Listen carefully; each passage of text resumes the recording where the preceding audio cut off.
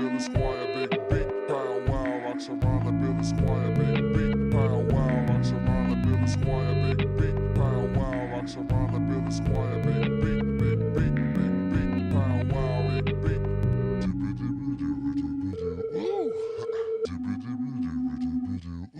Sorry, I'm eating an apple, and I have also just been at the pub, so I'm on that 2-pint buzz. So That's all right. It's good. Podcast. Did you get your headphones sorted? Are we good? I've given up on that. I'm happy to go ahead. Are we giving up on it like permanently, or are we gonna still No, I am going to try it again at some point, but I'll try it outside. bi-weekly attempt? It has worked in the past, but it's just, I don't know. It's because like it can only connect to one device, it seems, and then it just like has to relearn the whole process every time you try to reconnect it to a device, and it's particularly difficult, as I always say, with Apple products. Like, I think they purposely make it difficult, so I'm a bit pissed about that. But we don't have to go into that. We go into it every week and edit it out. Goes off on a 20-minute tirade against the Apple conglomerate. And yet here he is eating an apple. What a fucking hypocrite. Louis, it's got to be kept in. Give the people what they want. I don't want to scare you guys ahead of the quiz. We've just been doing some closer to questions in the pub, and I was smashing it. Were you on point? His ability's back. So earlier in the day we did it as like an icebreaker because we had like a team day, and I was buggering it all up. I was doing awful, but at the pub there was clearly something about that half pint that changed the game. I managed to get like several, like I won, but like more importantly, at least 2 of them I got spot on, even though they were like how many questions. I killed it.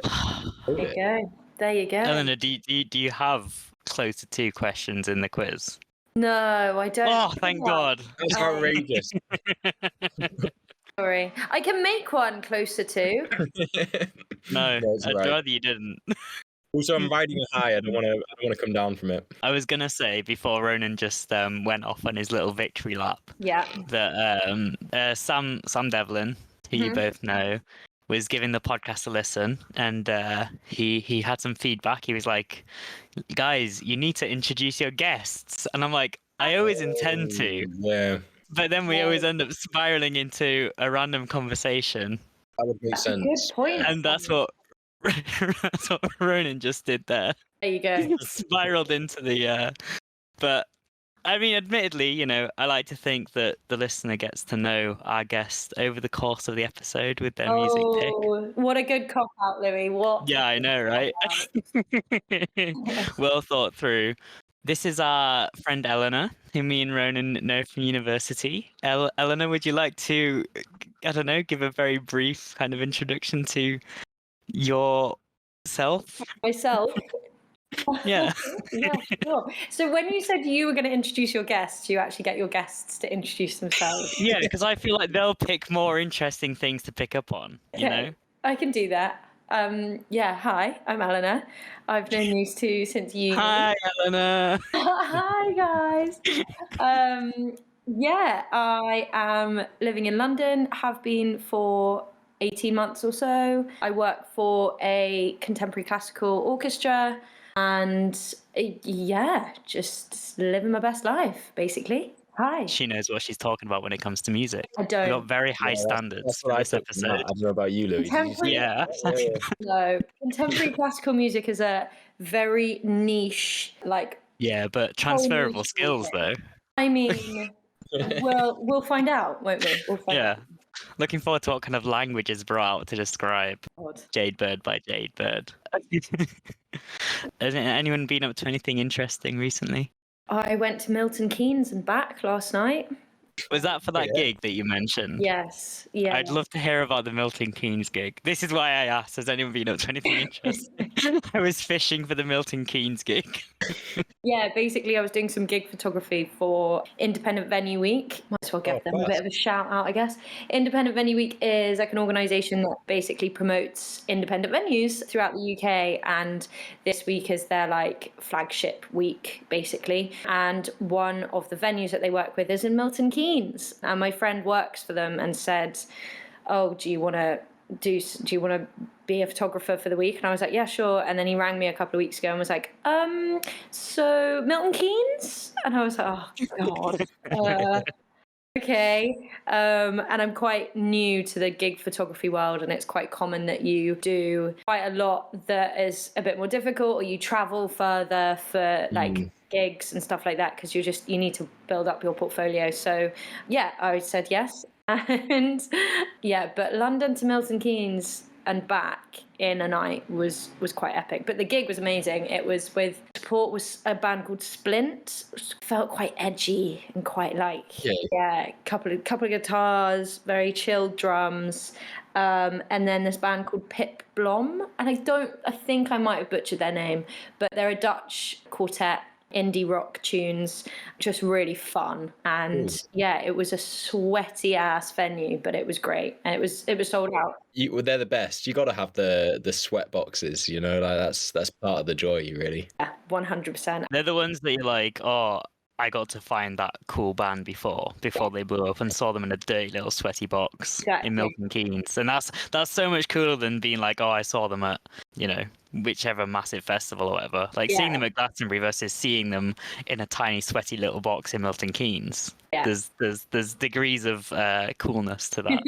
Well, I guess that's kind of what independent venue week is all about, is like not these huge, you know, O2 academies or like, you know, big arenas and stuff. Really like, and it also like supports the community as well. Like to have a sold out show on a Monday night in the middle of Milton Keynes. Yeah, that's class. Is great. So yeah, and they work with like loads of different people across the country. So yeah, if you check them out, there's some really great venues and gigs and stuff. So yeah, but I am running on about 5 hours sleep today. So apologies if I suddenly go into gibberish.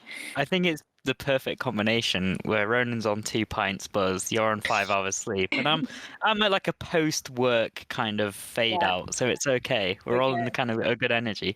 How did you find like the photography side of things? It was a bit difficult because, well, firstly, I need to invest in some proper kit because I just don't have the right lenses at the moment. So I'm kind of like, what's that phrase? Setting a rod for your own back kind of thing, because I just don't have the right equipment. So I need to invest in that. But as Louis, you know, it's all quite expensive doing photography. Yeah. It's photography malarkey. Yeah, so that was quite difficult because I didn't have the right kit. But it was also because it was such a small venue. Some other venues I've done, they have like a photographer's like pit. I don't know if you've ever noticed, like if you've ever been on the back. Like a little bit in front of the stage that they can kind of walk up and down on. Yeah. Most venues, or like bigger venues, you have a 3-song limit, so you can only take photos for the first 3 songs and then you have to get out of there. Oh, really? Yeah, I guess it's because like people have paid quite a lot of money to go to the gig. Yeah, they don't want you in the way. Exactly. But at the smaller venues like that wasn't that rule. So, and everyone, like the audience were right up at the stage. So I kind of had to be a bit, excuse me, I need to take these pictures, please. But actually for me, I always take too many pictures. And then I have to edit for hours, and it's just ridiculous. So when you have the 3-song limit, you kind of force yourself to like not take too many. But last night I was just like clicking away, and it was like, no, actually I need to be a bit more disciplined and learn how to. Did you come out with some that you were really happy with though, like of the collection? Yeah, I think so. Yeah, I'll put them online and you can see for yourself. But I will just, I want to get better basically. So they're okay for now, but there's more to come. I will get better for sure. Were you getting some pretty immersive photos though? Then, if there wasn't the pit, do you say there wasn't the pit, or is it just not the 3-song limit? Like not the pit or the 3-song limit. So you're right in amongst the crowd. Yeah, so I got a few crowd shots. I think some of the people right at the front were a bit, understandably, not best pleased that I was there. So I think then to shove a camera in their face and take some pictures of them having a great time might not have gone down too well. So, but yeah, you can get some really good ones. And again, like I'm just starting out, so I need to get better at doing that as well. And I'll learn sort of as I go. How did you get into it? Like, how did you get into gig photography? It was actually Johnny with the Rodeo Mag. Oh, nice. Who asked me, he was like, you know how to use a camera? And I was like, yeah. And he was like, do you want to give some gig photography a go? And I was like, you're doing it very different. Like, it's a whole, like, different ball game. But, yeah, he asked me a while ago, and it didn't work out. COVID, that Christmas where COVID hit, like, cancelled loads of the gigs I Yeah, couldn't do. yeah. So yeah, arranged it again a few months later, and yeah, I've just gone from there really. And then my other friend who I was shooting for last night just saw on my Instagram that I'd been doing it and asked. So Shout out Johnny's Rodeo Mag. Just Yeah. whilst we're doing some like cross pollination. That's not the word, is it really? That's, Cross promotion. cross promotion. yeah, I guess so. no, for I think- sure. I think we'd benefit more from cross promotion than than they would. Well, we might as well egg it then. Let's egg it. Yeah. Yeah, go for it. You get some reciprocals in there. All the terminology there. It's better than pollination. Don't know where that came from. Yeah. Cross pollination. That's come from 2 pints, mate. Yeah, pure inspiration, that. But I feel like, gig photography is one of those things that it's like a snowball effect, isn't it? Right? Like you do a little bit, and then someone else asks you to do it, and then someone else sees on your Instagram that you've done a little bit, and then Yeah, I mean, let's hope so. Is it something that you're like hoping to balance alongside your current work? Then are you kind of, is it like a little bit of a? Would you say it's like a hustle, or is it like just a hobby? We're getting more towards hustle, but I'm not good enough yet for that to be the case. So hobby with maybe hustle in that. I'm not really sure. To be honest. Between hustle and hobby, is grind between the two, or is grind one? No, grind's like a level up from hustle. Okay. Oh. So hobby you do purely for the pleasure. So this podcast is a hobby because we gain nothing from it. Okay. So we do it. We do it for the pleasure, There's got to right? be something between a hobby and a hustle, though. Surely. Like, I think a hustle is like a hobby that you do, but you kind of Hobble. pursue it harder, and you can earn a bit of money from it, but it does take up more of your spare time. And then a grind is where it takes up all your spare time. So you finish work and then you get on the grind, and you've got Yeah. a grind could even be like a second job, like essentially. Yeah. And that's where you're kind of giving it your all, and you're hoping that it's going to pay out dividends in the end. Whereas yeah. a hobby, you're just kind of aware that it's like a net loss. That's how I kind of see it. Yeah. Are we okay with Hobble then as the intermediary between Hobble. hobby and A hobble. Yeah. Yeah. And I Yeah, guess in a hobble. way, this podcast is hobbling on. Yeah, there you So- go. There you That's- go. That's where we land with that. I've just got back from Bulgaria skiing. I was away last Very week. cool. on a It little looks ski like trip. or your new profile picture? Well, that's the thing. I changed my profile picture on Instagram, and I didn't think it would do anything else, and then it's changed it on Facebook. Oh, And I've just had people messaging like, "Oh, did you change it? It's not come up on the timeline." Like, no, I didn't change it. Oh, it's changed. So We're all owned by Meta. That's why. be aware that there's meta cross pollination going on. And God, yeah. But I took a few photos in Bulgaria. Nice. I took some of my friends got me is it a film camera? Yeah. An analog camera for my birthday Oh, a nice. couple of months ago, and they managed to find it at the what do you call it?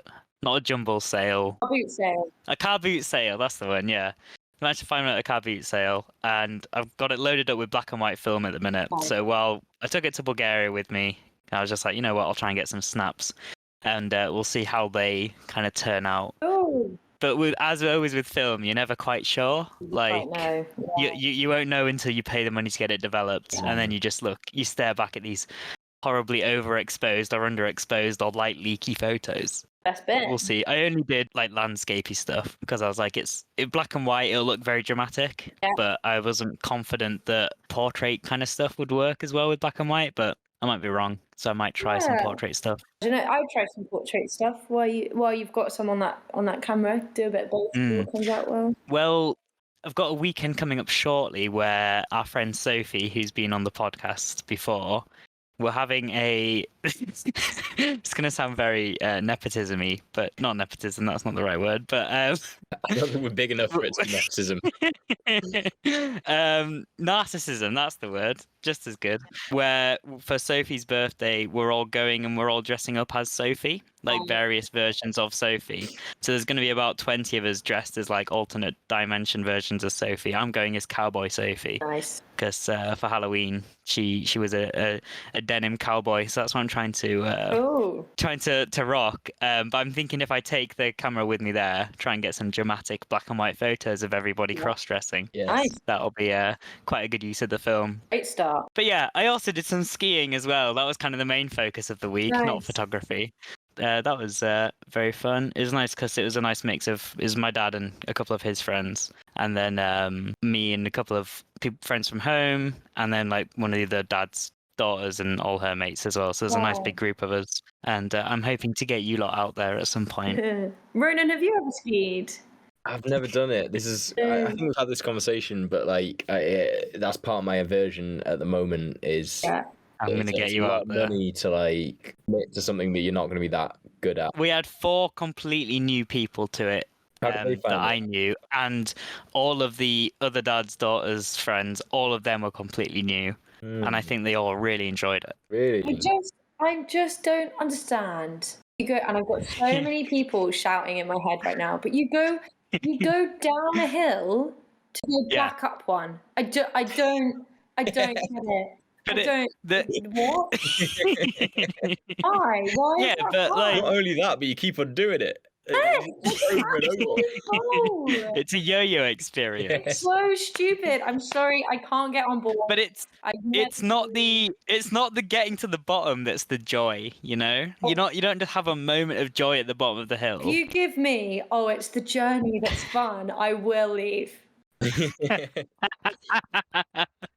Yeah, but like, why would you walk up a hill, you know? It's true, I guess. And then walk down it again? It's the same thing, just slightly quicker. No, I know you can apply it to like any sport, but skiing, I think also there's the like connotation of like having lots of money and splurge. That's why you go to Bulgaria. Yeah. You don't spend lots of Exactly. money. You can do it. You can do it in a really fun way. So I will try it one day, but Yeah, you're going to try it with us in Bulgaria.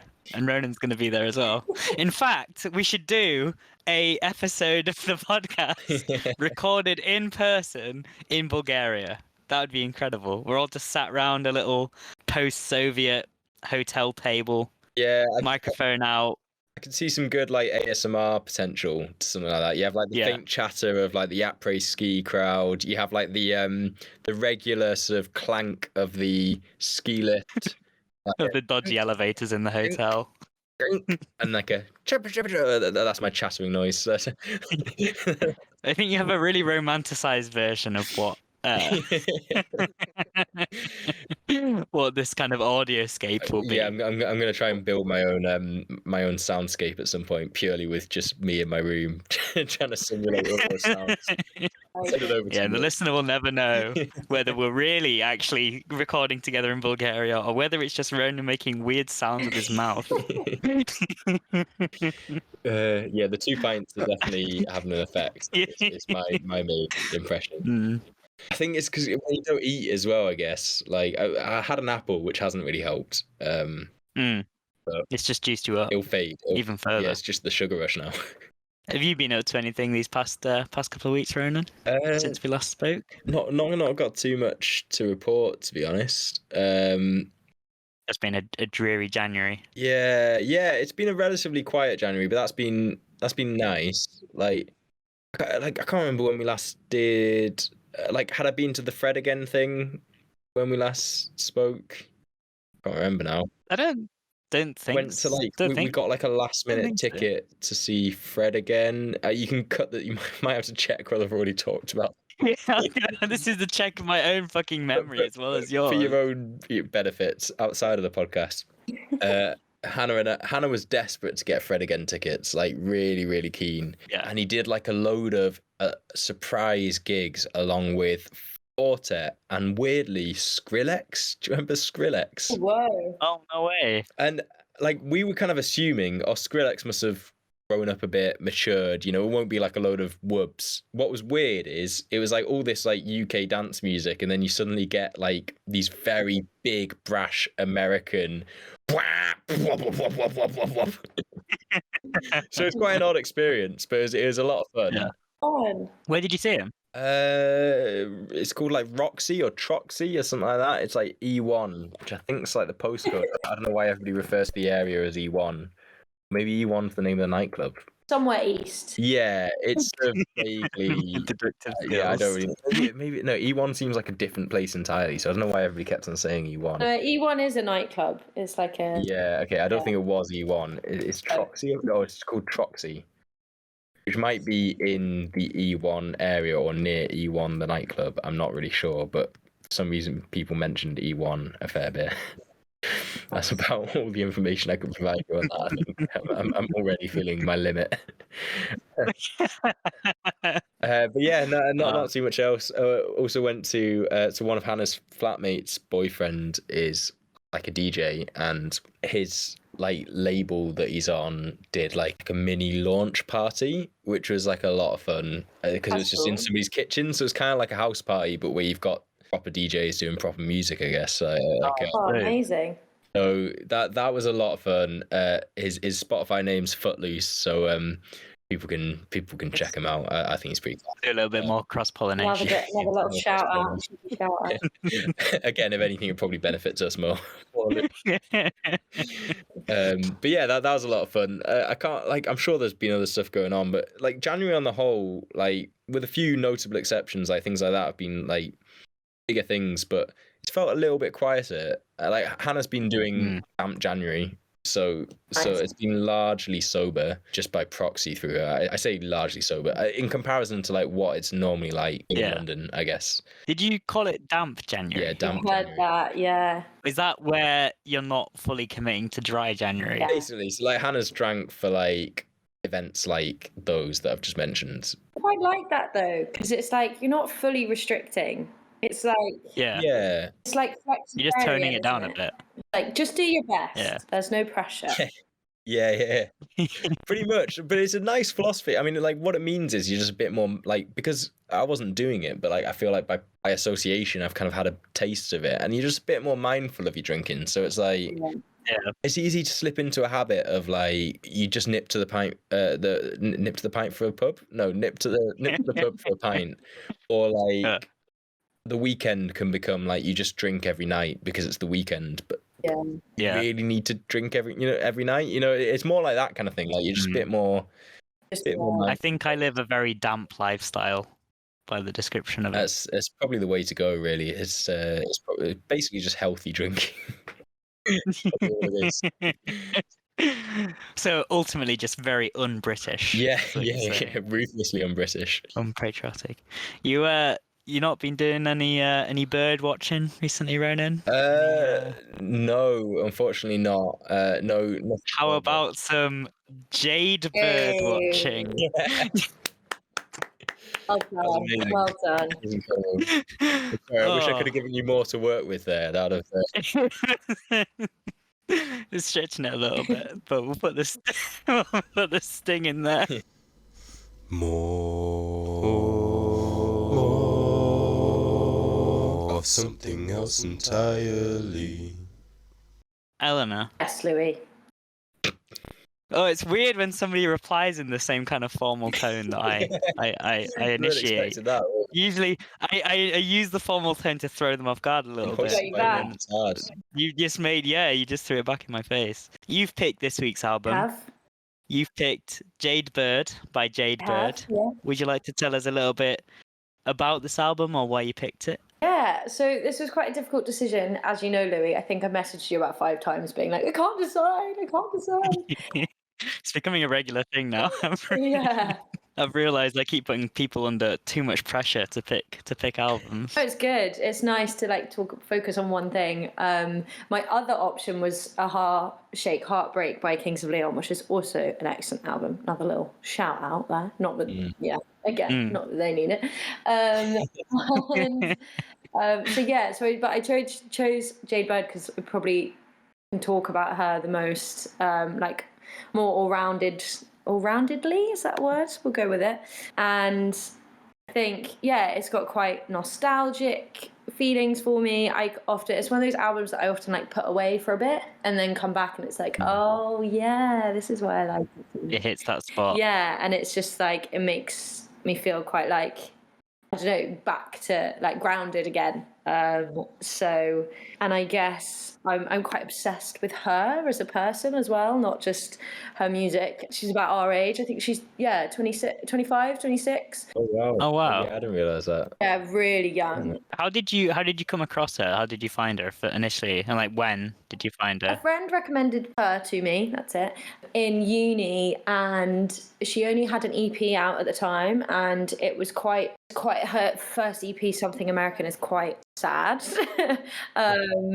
And quite like, you can like, it's proper like belter kind of thing. And at the time I like needed a good cry. I was going through various bits and bobs, and it was quite nice to have that, like, just her voice is just incredible, and it was nice to have those songs to just be like, oh, I'm sad, and just like ride it out kind of thing. Starting release album. Yeah, just ride out that feeling of being sad. And then I just carried on following her, and I think it's quite nice now from a place of like the so happy at the moment. It's nice to be able to listen to it in a bit more of a like, okay, I can still listen to it even though I'm not in that sad place. So yeah, it's quite, although it's nostalgic, it's also changed as I've listened to it, because it's like I feel like I can always listen to it even if I'm not in that directly sad place where like I was when I first got introduced to her. So I think it's nice that it can work in different scenarios as well. So yeah, that's kind of why I chose it.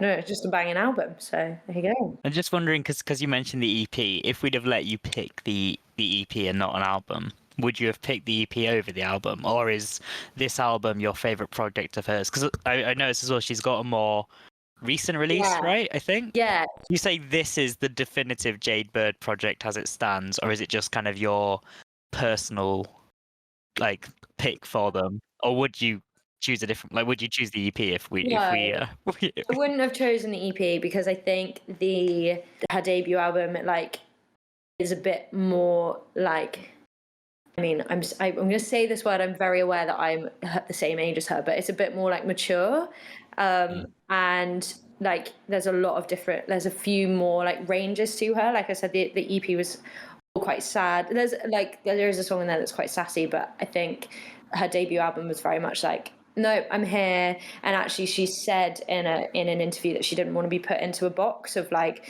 she's got country influences and blues influences, and you can't really pin her down that like to rock, pop, country, blues, like. Yeah. And I think I think it's nice to pick the album over an EP, because she has shown that in these tracks. So yeah, no, I would stick with this. And I think also, having said that, the second album that she's released is also like just adds to that, like multiple different layers and like different vibes to her like sound. But I think the nostalgia and the fact that it was her first one, and it was kind of because I'd met her as well a couple of times, it was kind of like, really? Yeah, I've met her twice. I was going to ask this. Was she the one that came to Newcastle and you went to see like a small performance? Like, is that the one? That's the one.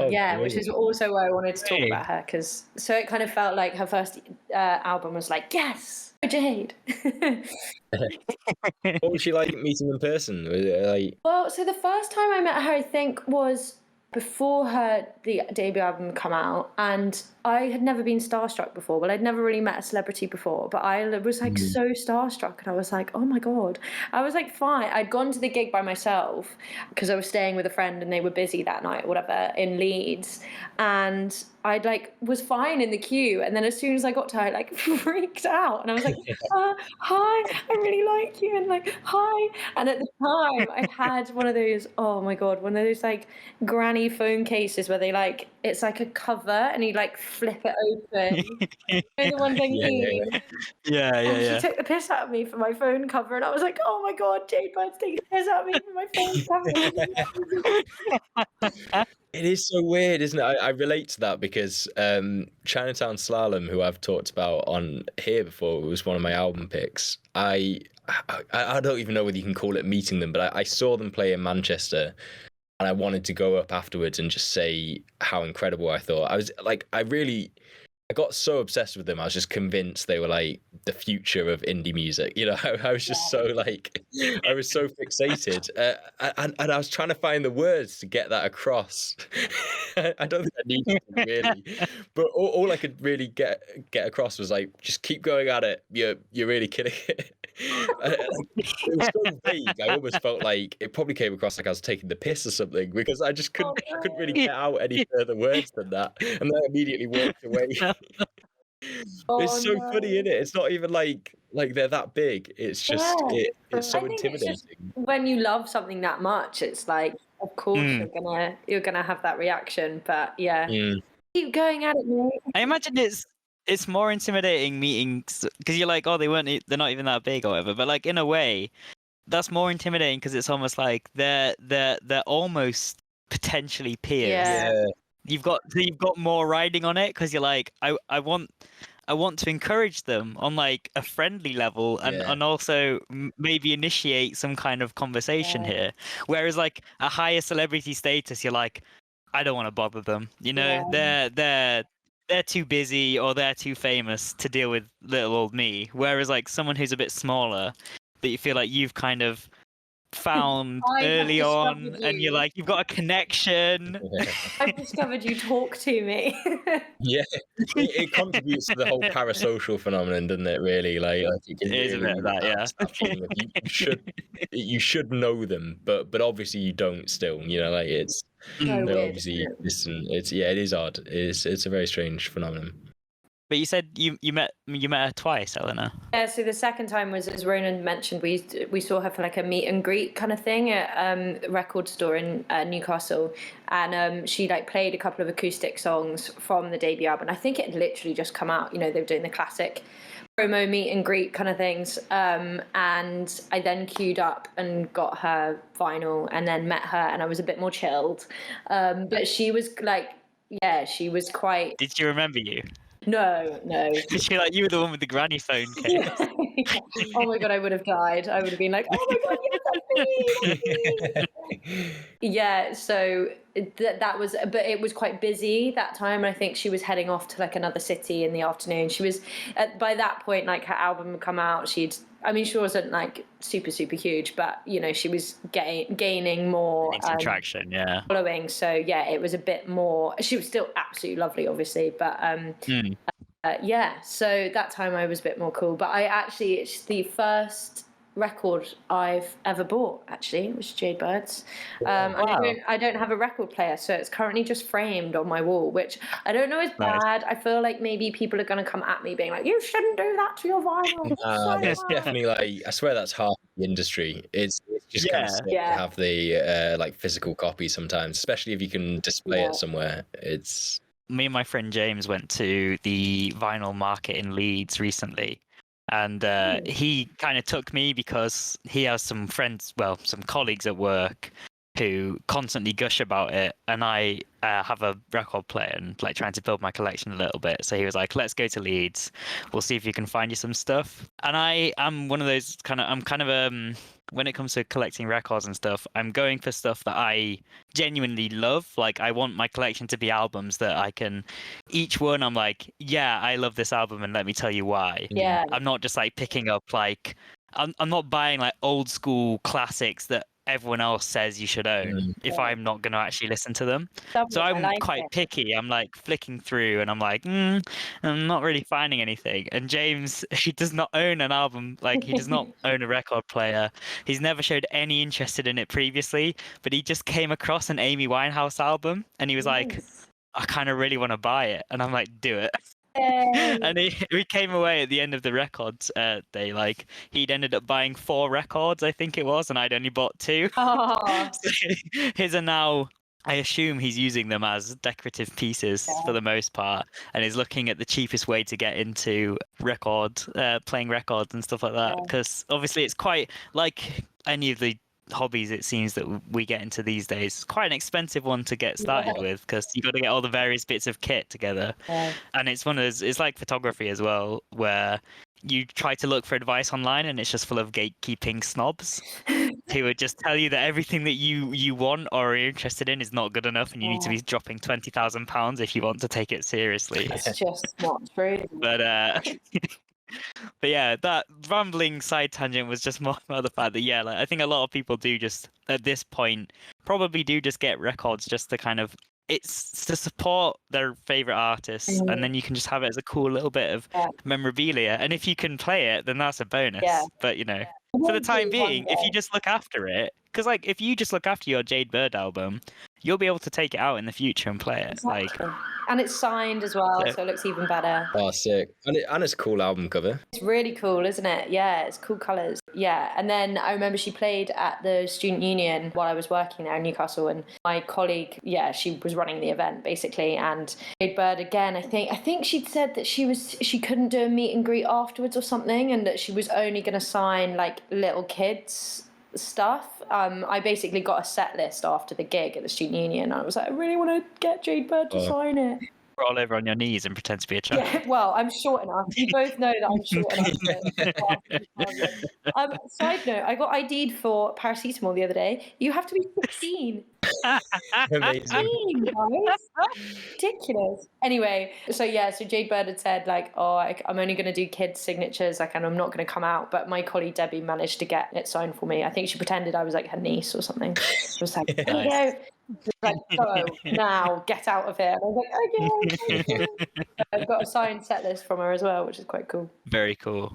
It's who you know. It does feel like Jade Bird is one of these artists that's just kind of in the process of growing, Yeah, I think her second album has really really got her out there. I think she's done Jimmy Fallon's show. She's getting quite big in America as well. She's got big numbers on her hits. I think it's just one of those names that you're gonna hear. That almost doesn't surprise me with the American thing as well, because you already sort of touched upon this, but you can hear those sort of country Nashville influences quite heavily. Or to the extent that actually I thought she was American for a moment. I also thought she was American. Yeah. Really? Before looking her up. Although she was born in Northumberland, so. Oh, is she? Oh, yeah, that's cool. Oh, well, she's gone up even further then in our. Yeah. Exactly. But I think she's now settled in Austin, I think. So she's definitely got that influence. I think she's getting really good. She's performed with like Sheryl Crow and people like that. So she's is that who I'm thinking of? I'm not too familiar actually with, and again we've sort of talked about this a bit before. Like just the American country scene isn't something I'm too familiar with. Like it's something that really I ought to sort of find out more about, really. It's a whole world. Like it's pretty incredible. I'd love to go. I think Alex has been to Nashville. Has he been to Nashville? And he was saying like he went all around, didn't he? Yeah. And he said it's like just a really, really cool place, and like the music there is just awesome. And it's kind of like, well, isn't it Taylor Swift who like moved there? Her family like moved her there to like make her name. Oh, I didn't realize. I knew that like she's got some links to Nashville. I didn't realize that was like almost. All the Swifties are kind of roomed and grown. It's like the Hollywood of country music, isn't it? Really, it's it is. Yeah, place to go. All the Swifties are going to come at me now, being like, no. Quite hardcore. It's alright. We've already irritated the Swifties plenty. Oh right, fine, fair enough. On this pod, I think there was one reference recently where Ronan was trying to remember what Taylor Swift TikTok we were talking about, and was like, "Were we talking about Britney Spears or something?" I think I said like, "Hit me, baby, one more time" or something like. Conflated the two. So I think we've managed to. If anyone like is a dedicated stan of anything, we've managed to offend them in some way throughout the podcast. It's only if you're like kind of casually interested in a deluge of different things that you kind of hopefully enjoy. Is Jade Bird her like real name, or is it her stage name? Do you know? I think it is her real name. This is where I should have done my research a bit more, but I think Jade Elizabeth Bird. Yeah. Because that is a cracking It's name. a great name. What's ironic is I have the biggest fear of birds. I'm genuinely, I've got a phobia of birds, so That's why you it's the struggled to only- talk to her. Like the fight or flight kicks in. Oh my god, it's a real one in front of me. If anybody can make Yeah. something there out of the flight part of fight or flight, I couldn't think of anything off the top of my head, but I feel like Yeah, there's it something did more go to be through my developed there. head. Yeah, I couldn't. Oh, No, I did disappointing. think about it and backed away. So, just going back to when you were saying you got your set list signed, I assumed that meant that you got to see her like perform live at that. Yes. What is she like? Because when I was listening to the album, I was thinking like these are like what you were saying earlier as well about like these are definitely kind of belters, right? These are songs that you would want to be in kind of a live music environment, sing along to. Admittedly, I get no joy. I don't think I could sing along to. It made me feel out of breath just listening to it. Yeah, how great That was intense, but it is. the choruses, they've been stuck in my head all day. Yeah. They're definitely earwormy, so I could definitely see why you'd kind of feel the need to belt them out loud. Is that what kind of the vibe was seeing it live? Was the crowd all like singing Yeah. along and stuff? Yeah, 100%. I've seen her 3 or 4 times now. Wow. And the most recent time I saw her was at O2 Kentish Town, and she's been in America for ages, especially because of lockdown. She kind of got stuck out there, and she came and did, I think it was one night only in London in O2 Kentish Town, and oh my goodness, the roof nearly came off. Like, it was incredible. And she just like came out, and she's so goofy and funny, and she just came out and was like, I've just missed you guys so much. And it was like she'd come home, and like it was incredible. And yeah, I think what was also amazing is with her voice, my pet peeve at gigs is when people talk during the quiet songs, because you think, oh, it's a quiet song, you don't have to listen to this. It's like, no, precisely the opposite. Please listen to this person you've paid money to. Be engaged and have a little cry in the audience. Yeah, Okay. and actually, I think it shows the like skill of a artist to hold a room like that. And she got everyone like absolutely like, the sass queens came out when she played the belters, but then at the same time when she played the quieter ones, everyone like shut up and listened. And I think, that was quite special. So I did shed a tear when she sang My Motto, and I was like, oh my god, it's so embarrassing, but there we go. It was just incredible. And I think she's engaged to the guitarist, and she's just really good friends with the rest of the band. So, and you can really tell that. So, it's phenomenal live, really is. Did she have like a noticeable? Is she getting more of an American twang from living in the US? Interesting you should say that. I think not when she's singing, but when she's speaking, I think so. Yeah, probably. She's got a very noticeable laugh. It's kind of like, it's hints of Jimmy Carr's laugh. And that hasn't changed. But sometimes when she was talking. Yeah. There you go. Yeah. I mean, I don't want to offend my queen that is Jade Bird, but it's a little bit like that. And that is, when you hear that, it's just like, oh, yay. Yeah, slight twang. I don't think so when she's singing, although maybe I need to listen to the latest album a bit more. I wonder if because when she sings, she's already channeling that kind of country energy that like her accent kind of disappears into the accent of the singing voice. The same way that Adele sounds nothing like how she talks, like the way she sings. I think when you're channeling a certain sound already, maybe you don't necessarily pick up. But I had a suspicion that maybe just because if she's already feeling quite country and then she goes to the heart and home of country music, it would get even more twangy. Yeah. I don't know. Hopefully I can see her again soon, and I'll listen out. Yeah, for sure. You'll have to start like taking little recordings of each gig. Just take a little microphone with you, and then you can do a little side by side comparison. Yeah. I think I might get kicked out for that, Louis, but How many linguists just trying to pirate the show, just with this sole purpose? I can see that accent's changed since the last time. Sorry guys, I'm on a mission. Please let me through. What kind of mood would you say you are in when you put this album on? So it's interesting. When I first listened to it years ago, I thought I had to be really like, oh, yes, sad, and especially with some of her, like, the quieter ones. But I'm in one of two moods. I either do need a good cry, and when I do, I'll whack on My Motto or If I Die. Yeah. That's why. But then at other points, if I just want to, like, be a bit sassy, I've actually got a playlist called Badass Bitch that I put on when I need a bit of a, like, come on, you can do it. You know, when you're in those moods where you either will just need a cry and just need to let it out, or you need a bit of a, like, no, you can do it, come on. Yeah. And I think kind of kick yourself up the arse kind of thing. Exactly, get a bit of oomph back in you. And I think Jade Bird can, like, do either of them for me. So I can either be like, put it on in the shower, like, no, I'm crying, like, oh. Or it's like, no, come on, Eleanor, get out of the door, put your shoes on, go for a stomp. Yeah. Get your Doc Martens on, go for a stomp round the streets with Jade Bird in your ears, and you're sorted. And what I quite like is, like, obviously quite a lot of the lyrics are like, they could come across as quite bitter, as like, oh, you know, you cheated on me, or like, you're a dick, like, rah, rah, rah. But it's not like teenage angst. It's like, yeah, you were a wanker, but I'm okay.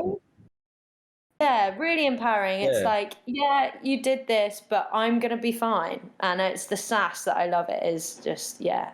So yeah, I made one of my notes that I made was that, like, for me it came across primarily as, like, there were some sadder, slower songs, but the overall energy of the album was quite angry defiance, but not like angry in a spiteful way, just in a kind of like powerful, like you say, kind of just going for a stomp way, like a self kind of, I don't know, like cleansing album almost, just to kind of cathartic, shouting it out. I whack it on in the kitchen and sing it out as best I can whenever I need to. Yeah, I can picture that. I wrote a note, something similar to what we've been saying about, specifically about Good at It, which, like, was interesting because it was playing with emotions of jealousy, essentially, like imagining, you know, your sort of ex-lover or whatever with somebody else, but sort of like I wrote reclaiming jealousy, in the sense that, like, there's a bit of like a sort of tongue-in-cheek, like, oh yeah, is she good at it? Like, it's sort of not meant with full seriousness or full self-pity. There's a bit of like you know, who are you fooling, or like, you know, like how have you sort of been so hoodwinked, you know? Yeah, definitely. It's quite a clever emotional play, I think, in that way. It feels like a weird mix of, like, there is still that hang of jealousy, but a sort of some powerful edge to it, I guess. Yeah, I quite like it, and like, I have listened to it in, you know, in breakups or in whatever, and it doesn't make you feel sorry for yourself. And that's what I like, because a lot of, like, breakup albums, like, and I think you need to go through that at some point, but I think, or not even breakup albums, or any you know, issues with relationships or whatever, like, it's so easy to feel sorry for yourself. But I think it's quite cathartic in the way that it's like, you're not going to sit here and necessarily wallow. You can have this moment and, yeah, like you said, reclaim what you feel about that jealousy without wallowing too hard, which I quite like, and I think is important. And it's quite clever the way she does it. Like you say, it's Good at It is quite tongue-in-cheek, and it actually, if you think of that for Good at It, I keep going back to the EP, and I swear I wouldn't pick the EP. I do pick this album, but on the EP there is a song called Good Woman, and one of the lyrics is, well, the main lyric is, good woman, I'm a good woman, I'm a good woman, but you still want more. And then it's quite, like, jaunty, it's quite funny, tongue-in-cheek, and then it's like, she's cheaper than a dollar store version of me. And it's just really funny. Like, I find it quite a funny thing to listen to as well, which I quite like. And it also allows you to take the piss out of yourself a little bit as well. So I like that idea of, like, reclaiming that jealousy and that feeling that you might feel at that point in time. It's a different spin on it, which I quite like. So you've hit the nail on the head there, I think, with the kind of humorous edge that sort of like that runs through it, or sort of ironic edge or something. Like, I don't know, without being like, irony sometimes is used as a stand-in for like emotional distance. You know what I mean? Like somebody just detaches themselves from any kind of sentimentality. I don't think it is that at all. But there is a kind of self-knowing kind of manages to do both, doesn't it? Yeah, I think so. Yeah, because you're right. It's not, the emotion is definitely still there, and I think that's what's amazing about the like tone of her voice as well. Because I think her tone, the fact that in some songs, even in those humorous ones, she can sound like she's on the edge of breaking down sometimes, just with the tone of her voice. And so like the emotion is obviously definitely still there, and you know what she's talking about, so the irony doesn't lose that. But yeah, I think you're right, she manages to do both really well. So yeah, she's a babe, we love her. It does kind of capture that, like, because I think what you were saying about like, you have to say like after a breakup or something like that, you have that kind of initial period of like her or feeling sorry for yourself or just feeling very down in the dumps kind of thing.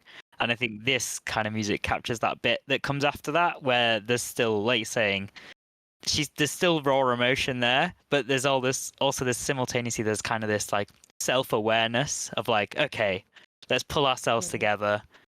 Let's stop being a little bit ridiculous about this, or let's recontextualize this. Let's bring ourselves back into let's start on the journey back up to feeling ourselves again. That's where this album kind of lands on that kind of emotional. You've come down the roller coaster, you've hit that kind of low, and now you're like, right, let's get shit. Let's sort shit out. And you're still feeling a bit raw, but you're like. And I think interesting you should say that, because I'm listening it from a point of like being, really happy, loving what I'm doing at the moment. And I think it's interesting that I still love the album just as much. Like, I'm not, and I think that's amazing, because you can always tap into that kind of, that feeling. Or even it's just interesting to see it like when you are doing really good, and it's like, yes, okay, cool. And you can appreciate it for just being good, good music. Good like you said, it gets stuck in your head like all day. So I love that she's not. I think sometimes what can happen with a lot of singers is that they can fall into a trap of kind of following trends in terms of like vocal tone, and then you get a lot of people who sound very similar. And I think what was like a pleasant surprise to me listening to this for the first time was how distinct her voice was, and how like I now have the choruses of the songs in my head, but like very much in her voice. There's something kind of like throaty about her voice, but not like, it doesn't sound like someone who smoked 60 packets of cigarettes or anything like that. It just has like a very kind of, there's like depth to her singing voice, especially when she does kind of the more full-rounded choruses. Yeah, I think you touched on this, Eleanor, with like it almost sounding like she's about to break at points. I think that you're right, Louis. It's not like 20 pack a day voice. It's I'm either about to break, or I'm about to have a kind of breakthrough of catharsis. It's one or the other. Like it rides that edge. It's definitely a very like chesty voice, rather than like it's not like your classic kind of like high, clear female vocals. But she can do that as well. I think that's what's impressive, is that there's the points where it's all very, very clear and very sweet and very melodic. And then sometimes it's just kind of a bit rougher and a bit raspier, but not unpleasant. From a like technique point of view, not that I really know, lol.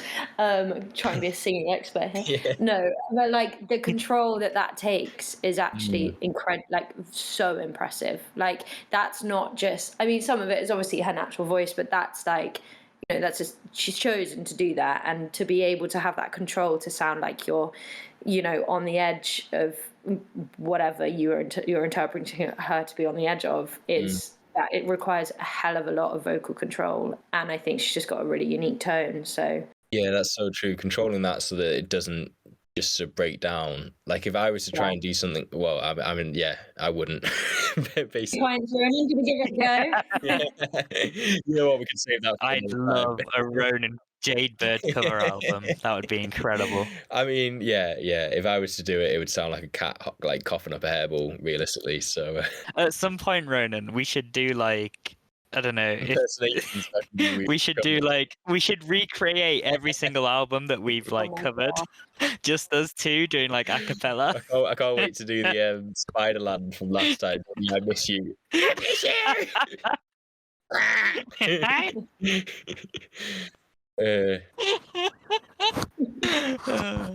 Yeah.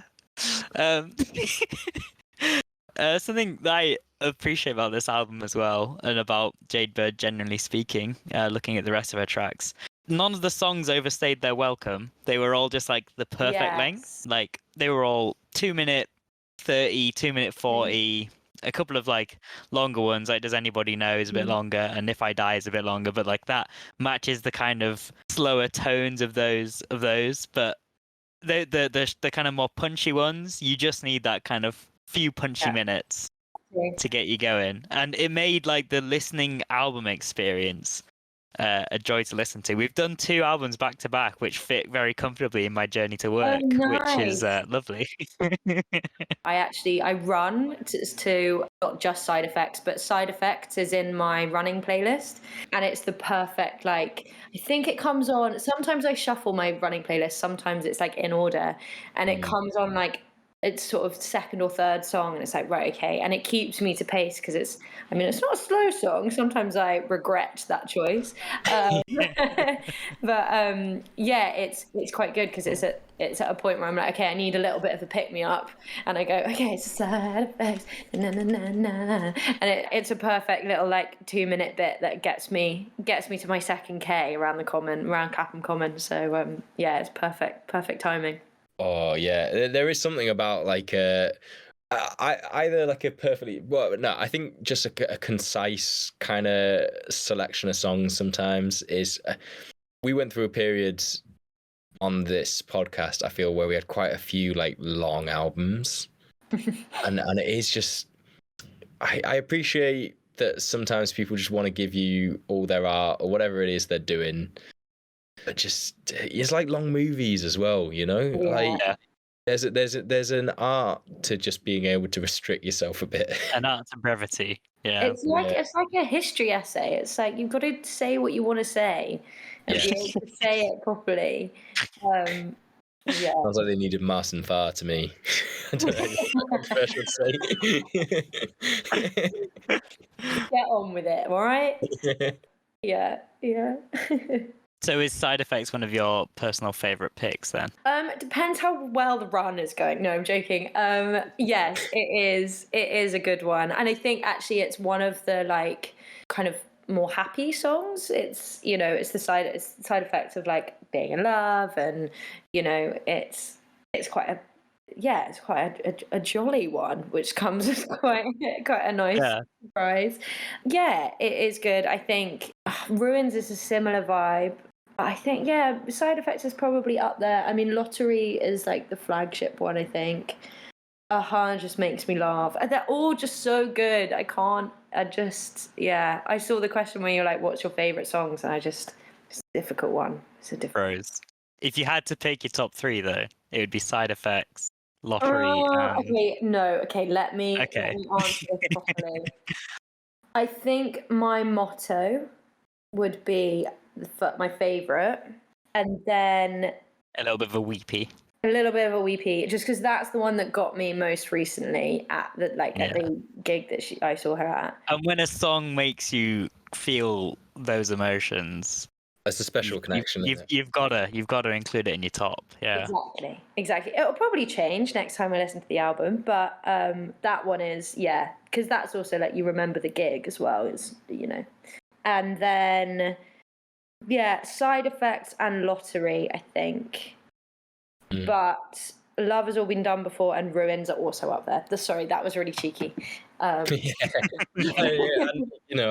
I Get No Joy, and I'm trying to. And I Get No Joy, and If I Die, and I think I'm gonna have to pick I Get No Joy as a favorite, just because it's this whole podcast it's been in my head, like the temptation to I get joy. And also just like she speaks so quickly, like in that one. It's impressive. When she does that one live, does she have to like does it take her a moment? Like, does she have to grab her breath and stuff, or can she actually do it? No, Because I was like, smashes it. Absolutely fucking smashes it. hell. I mean, I don't know what she's thinking. She's probably finishing it going like, oh my god. But no, she smashes it. Yeah, I can't remember where it is in the set list. To be fair, having said that, it might be just before the encore. It might be her last one before the encore, which would be very well timed, wouldn't it? True. So she can have a nice 15-minute breather before coming Yeah. back on stage. Because I was listening to it thinking like, this has got to be one of those ones where like you record it in separate chunks, like in the booth. And I was like, no, because she's obviously like a talented live performer. Like you get even from listening to the album, you get the sense that this is somebody that you could happily sit and watch live as they sit on like a bar stool or something. Yeah, no. So I was like, she's definitely got the lungs for it, but like, my God. It's pretty incredible, isn't it? Yeah. Because there's no breaking for breath in that song. It doesn't feel like it anyway. It's amazing. Amazing. I think I Get No Joy, and then I'll go with Lottery and Side Effects. I think is my other top two. I think the first half of the album for me was my kind of the half I enjoyed the most. But I think that's just because that has more of the bangers on it. Yeah. And I wasn't in the headspace for the sadder ones as the album went on.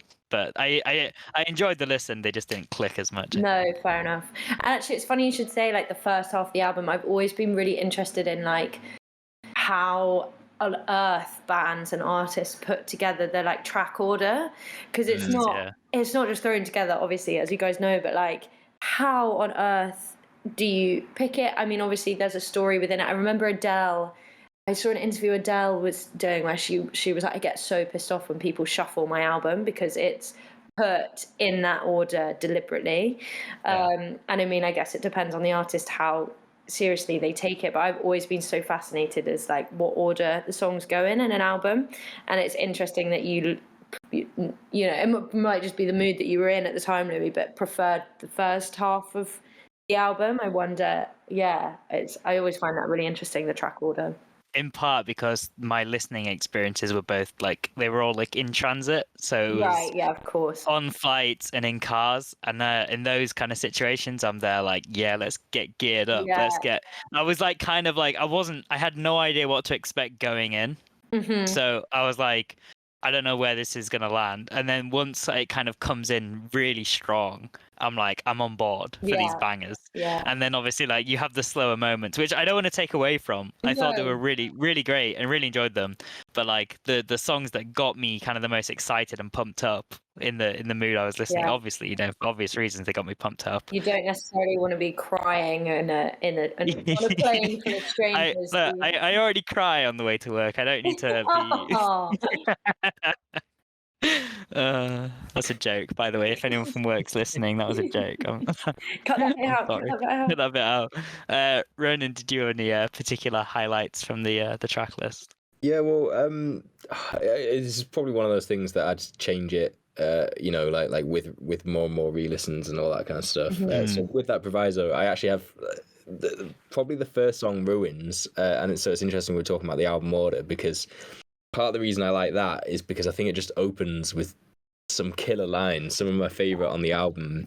The whole, how do we have to do this again? I'll tell you how I'm feeling, and you're like a cryptomaniac. We try and connect the dots and facts. Yeah. And if I've understood that correctly, like I love this image of like genuinely communicating, look, you know, I'm not feeling good, or like whatever it is, you know, you're communicating your emotions and somebody's still like trying to, oh yeah, but what are you really feeling? Or like, oh, why is it you're really feeling that? You know, and I can pick, it's immediately, given like a lot of the albums has this theme of a kind of collapsing relationship or a collapsed relationship. It immediately paints a picture of a relationship on the rocks where they're sort of talking at cross purposes, and there's a sort of well-meaning intention to it as well, so it kind of captures that as well. And there's like a line later on I wrote down that sort of like seems to almost call back to that, where it's like, it doesn't help you mean well, see the devil's in the details. Yes. And so like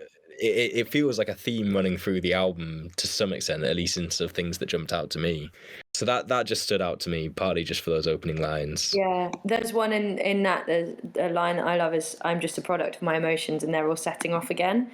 And it's just bear with me. Like, I've got all these emotions. I'm trying to figure it out too. Like, you know, 1 minute I feel this, 1 minute I feel that, and like I'm just a product of all these emotions. And like sometimes you do feel like that when you don't feel in control of a situation. It's like I'm just these emotions. I'm just like what's coming out at the moment. Like bear with me. Let's try and maybe work this out. But at the end of the day, like, you know, maybe it will all just end up in ruins, and that's gonna be the result. So yeah, that's all. I love that line as well from that song. I think that one, like you said, has got some really good lyrics in it, Ronan, for sure.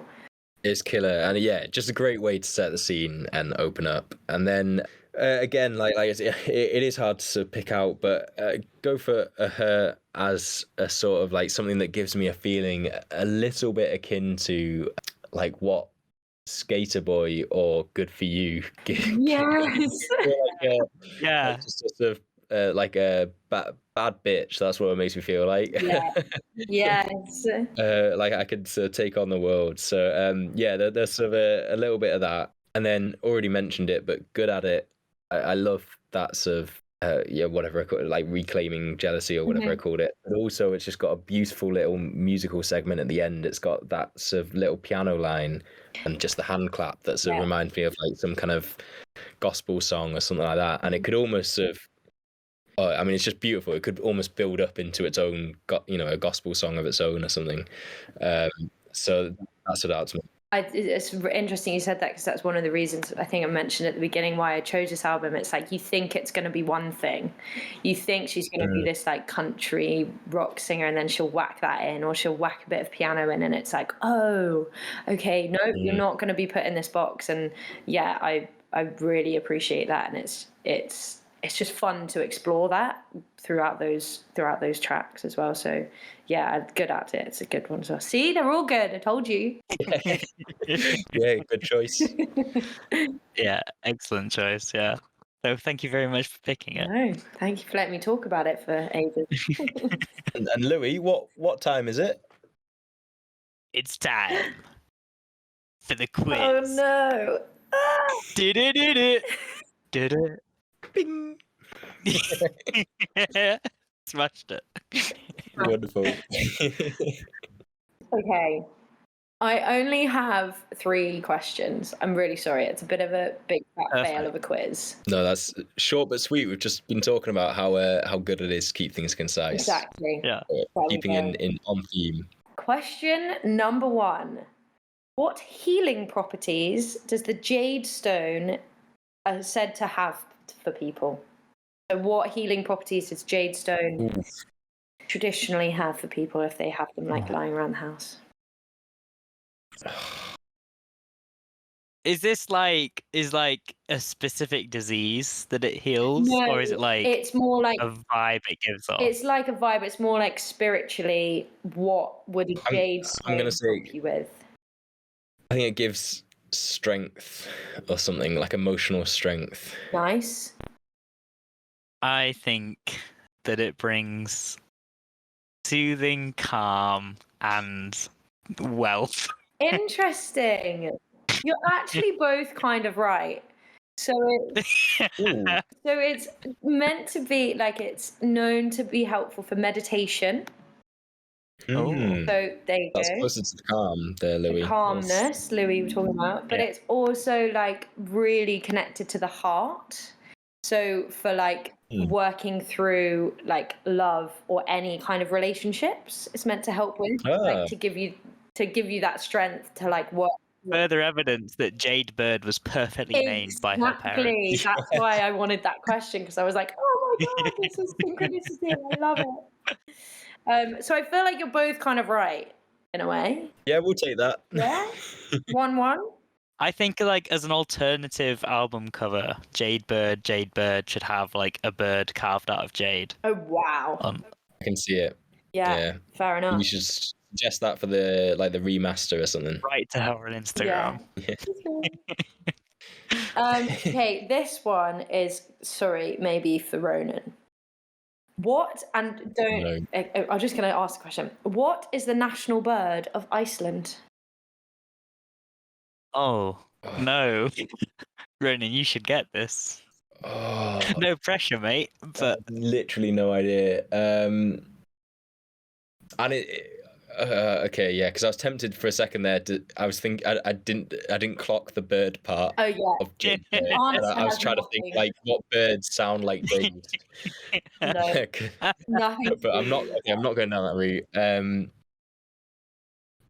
I'm gonna say like a Great Northern Diver. But I literally have no idea.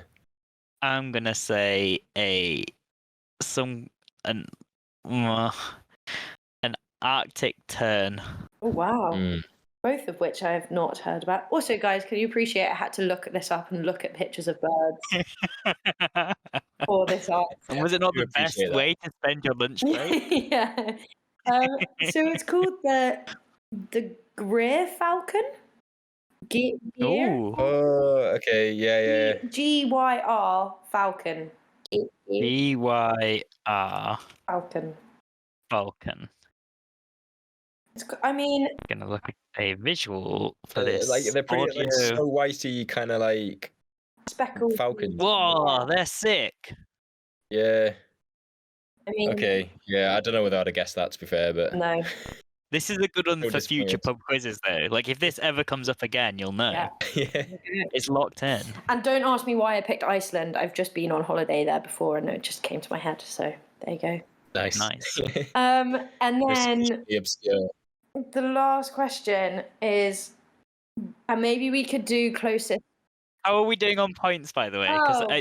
did me and Ronan both get a point for the first one, or did we neither get us a point because we I think weren't you both really? get a point for the first one, and neither of you get a point for the second one. Yeah, so it's all tied up. It's all to play for. In which case, I think we're gonna do. Should we do a closer to for the last one? No. No. I don't want to be brought down from my high though. Like it was honestly such an incredible feeling. Like my only better experience at Land Aid was when I got the Guinness game the first time I was demonstrating it to people. Oh, And nice. Oh, that's a sick. To proud be fair. moment, that is. But I need you to clarify when you were chopping the G, where were you chopping the line to? I wasn't chopping the G. I was doing the gap between the G and the harp. Yes, that's what I know it Okay, as. I think that's how it's supposed to be. I think that's I like don't the know, though. official. So we know somebody from Dublin who does it by cutting the G. So this is the thing, right? This is the interesting topic of debate. Sorry to derail the quiz, but No, this is important. this is very important. I've had people who are like half Irish and Irish related who have said that it's cutting the G in half. However, someone else wrote to Guinness and asked them, and they said it was underlining the Guinness, like being between the Guinness and the harp. Ooh. So, not gonna lie, it's a matter of. That just adds to my theory that even if it might have been an organic thing originally, Guinness have been peddling it like hell. I love it. Yeah. 100%. As like a sort of. I genuinely I think something's gone on with Guinness where they're going to be like studying it in marketing textbooks for years to come. Yeah. I think there's been some kind of like, because along with the Guinness game, there's been all the shit London Guinnesses and all that kind of stuff, and it's either just an incredible phenomenon of spontaneous public marketing, or it's like that, but they've managed to hone in on that. You know, like. I mean, there's no other beer because like other beers, they're like, oh, it tastes better in its country of origin. That's generally true for beer because beer doesn't travel very well. That's why IPAs were invented.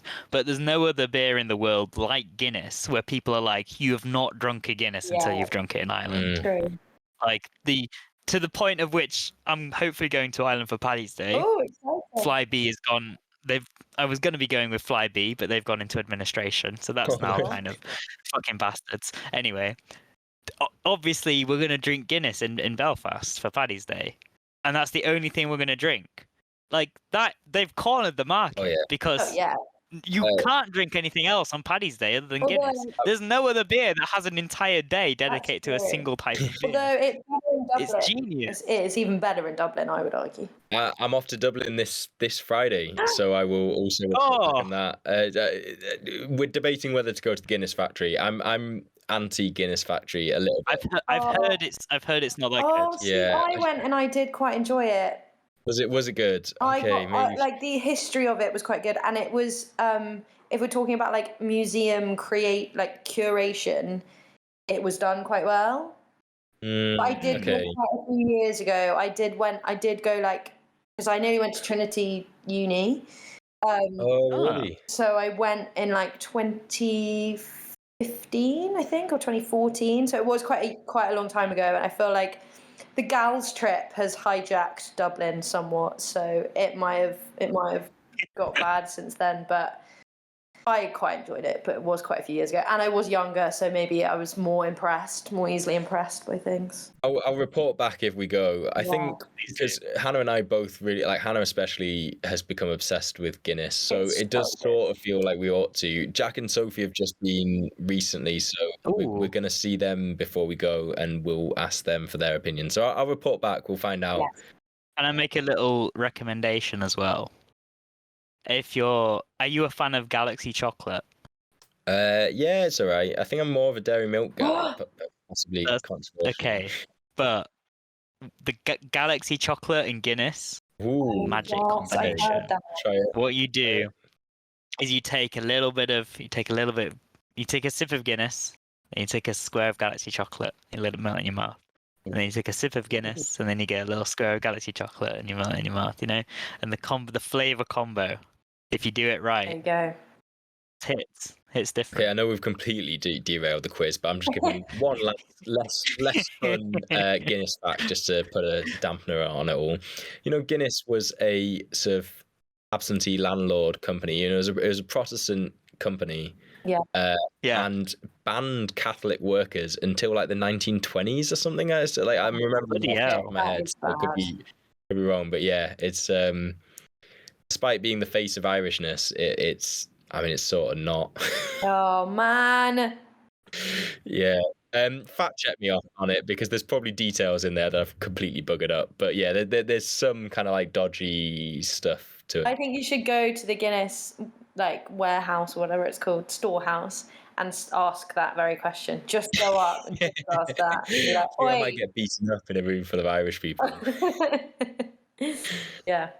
Well, now this has made the last question really anticlimactic, but there we It's go. quite a build-up. Can we actually do closer to, because it is a number, so it makes sense. Yeah, go on. Okay, so seeing as a big song in the album is Lottery, what was the latest win on the National Lottery? The National Lottery, Yeah. the like latest jackpot win. from- Ronan, are you Googling it? I can hear fucking mouse No, clicks. I'm not. I know nothing about the lottery as well, so I've got to just make a complete stab in the dark. Also, there's lots of like different types of pots you can win, so I just went for like the average. So I don't know if like how accurate this is, but I have a number that I have in my head. So I'm gonna go with 11 million. I'm okay, going to go with 3 million. ding ding ding, we have a winner. The answer is 12 million. Oh, Louis. Woo! From There we Grace. go. Sorry to ruin your Ah. closest to. I know it's three. undone all my pub antics. I was Sorry, Ronan. so proud. God, Ronan, you should be watching what's going on in the lottery more often. You Yeah. know? It's really important. There you go. Quiz done. Incredible. Oh, that's cracking. It would have been short and sweet if we hadn't have derailed it. It's gone onto a little Jade Guinness rumble Bird there. is disappointed. She is fuming over in Austin, Texas right now.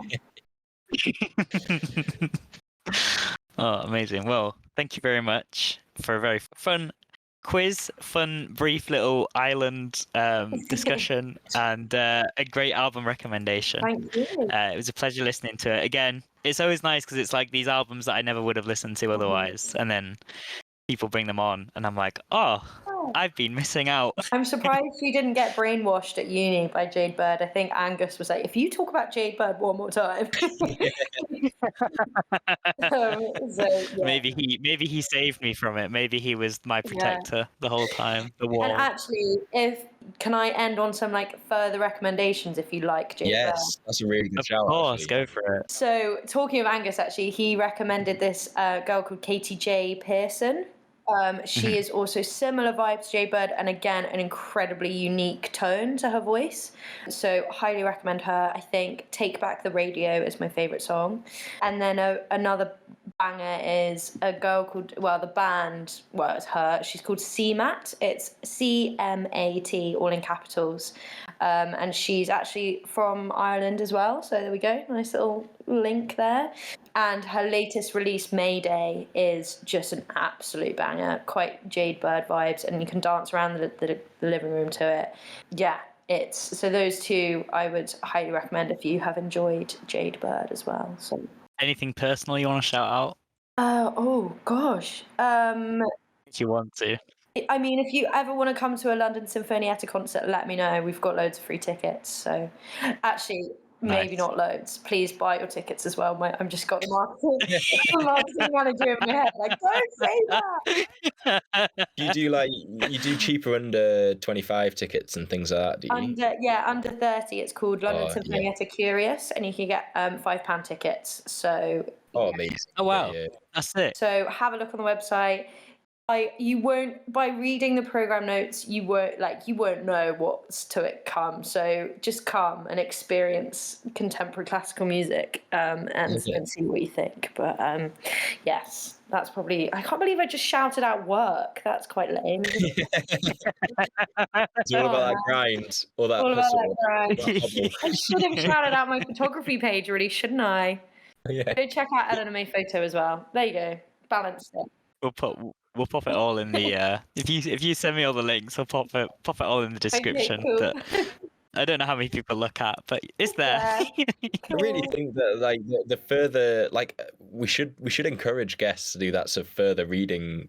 I mean that in quotation marks, like a kind of like recommendations beyond the album. That's like a really good feature to have more regularly, actually. We'll make a note of it and try and remember. Yeah. Do better as we go. Also down in the description you can find links to our Instagram and our email address in case you want to get in touch with us about anything in particular, any thoughts and feelings. We are on all your favorite listening platforms, including Spotify, iTunes, YouTube, everywhere else. More of something else entirely. I think that's everything. Am I forgetting anything? I always feel like I'm forgetting something. But thank you all very much for listening. And I'm not sure what next week's album will be, but I do have a guest somewhat lined up. So yeah, should be good. We'll leave it there, I think. I'm pretty sure I've just like missed the chunk off. Like my brain's just like, you've forgotten something. But I don't know. I sort of. I'm pretty sure you just tune out for this. I think that's like the natural bit. Maybe. The natural thing to do is to tune out because I'm not talking to you. I'm talking to the imaginary audience. So it just disappears. I was trying to think of a jingle for a further reading section. It's further reading. I'm genuinely going to record something after and send it over. Please do. We'll get some more Ronan jingles in the mix. Would be beautiful. Yeah, amazing. Oh, thanks so much, guys. That was really fun. Hey, escalator, what you doing later? I wanted you to get close to me.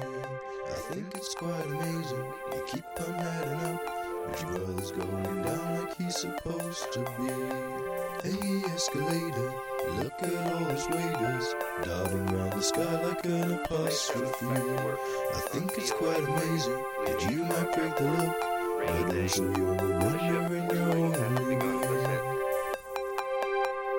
The communists have nothing to offer but fat cheeks and eyeglasses and lying policemen. And the capitalists proffer napalm and money in green suitcases to the naked. And the communists create heavy industry, but the heart is also heavy.